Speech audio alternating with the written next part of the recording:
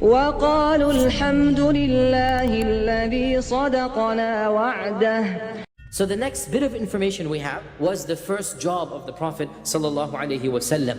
The Prophet ﷺ said, hadith is in Bukhari, so it is completely authentic. Allah never sent a prophet except that he was a shepherd. So they said, not even you, O Messenger of Allah. So he said, yes, I was a shepherd.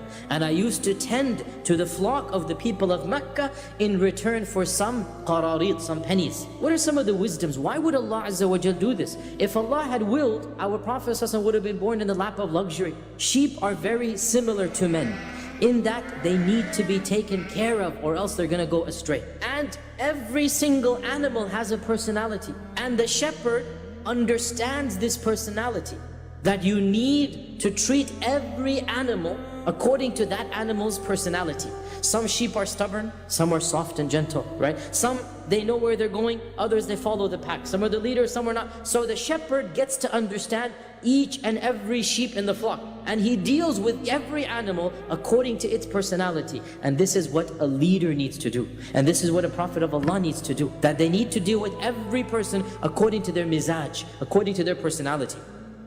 In another few years, even a more famous incident occurred, and this is called the Hilf al-Fudul or the Hilf al-Mutayyabin, the treaty or the pact of Fudul, also called the treaty of Mutayyabin. And at this stage, the Prophet ﷺ is probably in his early 20s. What happened was, a person from the tribe of Zubayd, and Zubayd is a tribe in Yemen. And so the Yemenites, when you're in Mecca, the people did not consider this tribe to be as elite. They are a low-class tribe, and they're very far away. So when you're far away, what this means is you don't have people willing to fight for you, right?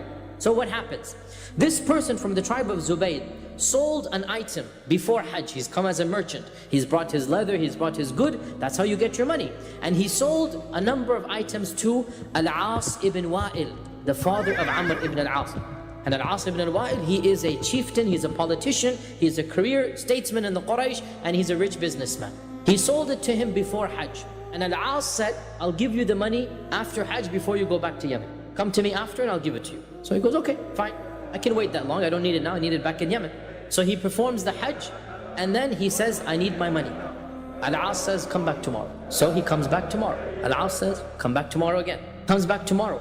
And then he continues doing this until he realizes that he's not going to get his money back. And so this person goes to the other sub-tribes. And everyone makes an excuse. Why? Because Al-As ibn Wa'il is a politician. He is rich. He is a leader. And therefore, feeling completely trapped and not having any other outlet, he decided to make this a public issue. What did they do in those days? They would write poems.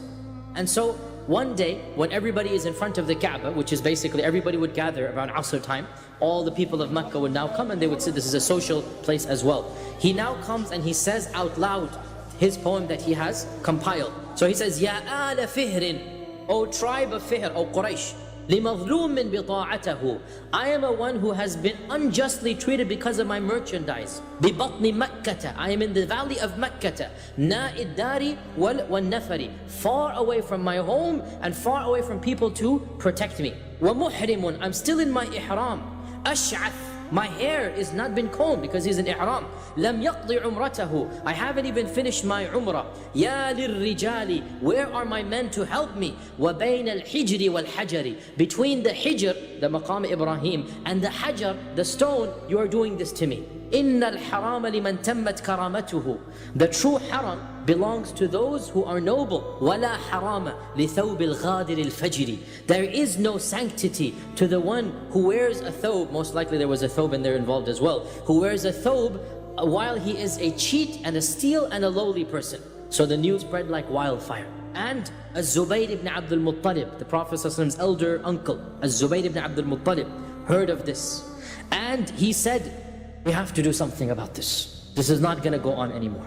And he convened a gathering of all of the senior members of the Quraysh in the house of somebody whose name you should memorize. He comes up in Sirah over and over again, Abdullah ibn Jud'an.